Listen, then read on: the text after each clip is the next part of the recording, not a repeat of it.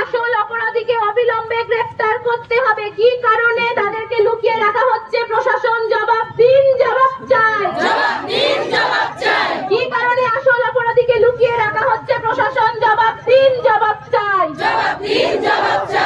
দৃষ্টান্তমূলক শাস্তি দিতেই হবে,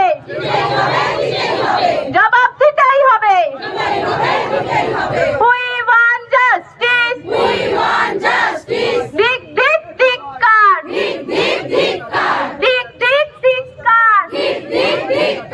We want justice. We want justice. আজকের মতো এই মিছিল এখানেই সমাপ্ত হচ্ছে। তাই বলে এই না যে এই মিছিল আজকে হয়ে শেষ হয়ে যাচ্ছে। আমরা আসল অপরাধীকে যদি দৃষ্টান্তমূলক শাস্তিতে না দেখতে পারি, তাহলে এই মিছিল ডেলি হবে, সকাল বিকেল রাত্রি সব সময় এই মিছিল।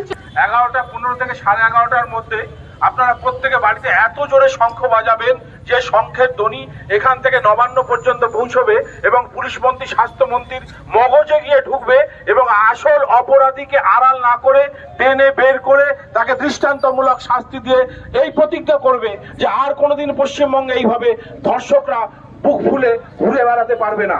প্রত্যেককে অভিনন্দন জ্ঞাপন করে আবার আপনাদের অভিনন্দন জানিয়ে এবং সেই শঙ্খ বাজানোর আবেদন জানিয়ে আজকের এই মিছিল এখানে শেষ করছি।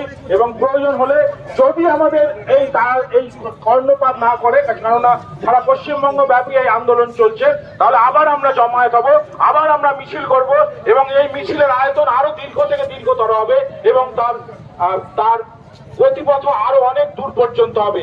আশা করছি 11:55 আপনারা এত জোরে শঙ্খধ্বনি বাজাবেন যে সে শঙ্খধ্বনি স্বাস্থ্যমন্ত্রী এবং পুলিশ মন্ত্রীর কান পর্যন্ত পৌঁছায় এবং সেখান থেকে তিনি বুঝতে পারেন যে এটা অপরাধ এবং এই ধর্ষককে দৃষ্টান্তমূলক ভাবে শাস্তি দেবেন। ধন্যবাদ। যারা মোমবাতি জ্বালিয়েছেন তাদের কাছে অনুরোধ, আপনারা রাস্তার পিছন দিকে যে ডিভাইডার আছে সেই ডিভাইডারে আপনাদের মোমবাতিগুলো জ্বালিয়ে দিন, সেখানে জ্বালিয়ে দিন ডিভাইডারে। রাস্তার